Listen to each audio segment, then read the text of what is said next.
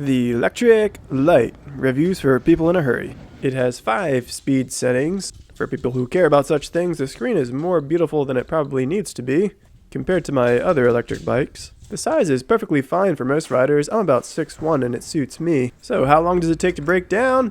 About 5 seconds. Yes, I did time it.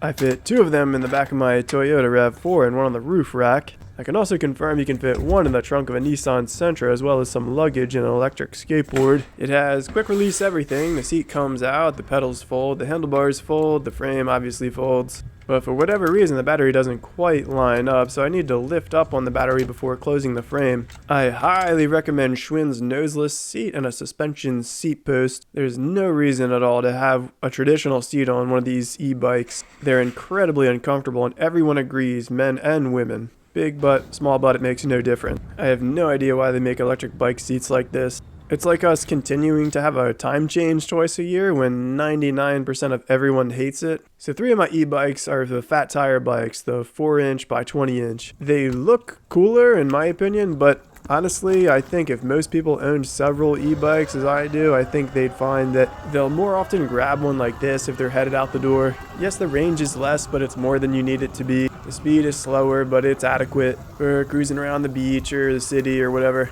And it weighs significantly less, only about 40 pounds compared to 70 pounds like some of my other bikes. Although I can also confirm that you can fit one fat tire e-bike in the trunk of a Nissan Sentra. But again, you can fit 2 of the lights in the back of a RAV4, whereas I would need to put the seats down in order to get 2 of my fat tire bikes in the back. Also, the Lectric Lite costs about 30% less. I think this one was $7.99 or something like that.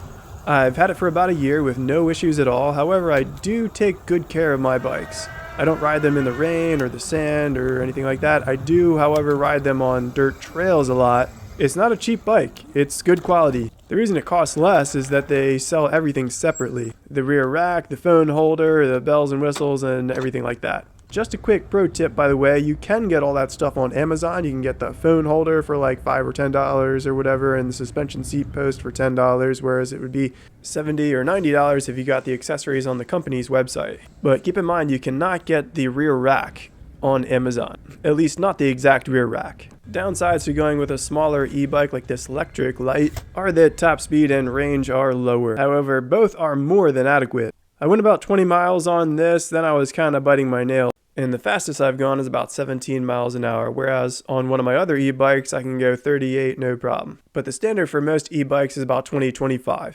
Now, let me point out that most people would not like to ride this for any more than 20 miles anyway. Plus, it's surprisingly smooth to pedal without electric. So if you run out of juice, you still have a bike, no big deal. And as far as the top speed goes, any of the girls I had ride any of my e-bikes said they're too fast and they're scared and they only went about 15 miles an hour on them anyway.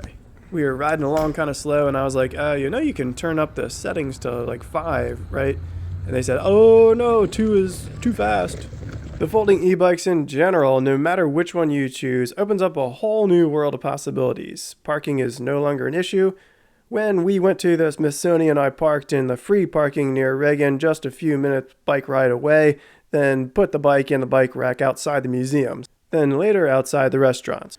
No matter what size car you have, one e-bike will probably fit in it. With the folding bikes, you don't have to mess with the bike racks and all that jazz. Most of them are not going to fall apart. It doesn't feel any less solid or less sturdy than any of the other non-folding bikes I have. I don't make any money from these videos for saying this. I love EVs. They'll add more social activities with friends for your summers. These e-bikes and e-boards are the best way to go sightseeing or check out a new city. Cheers.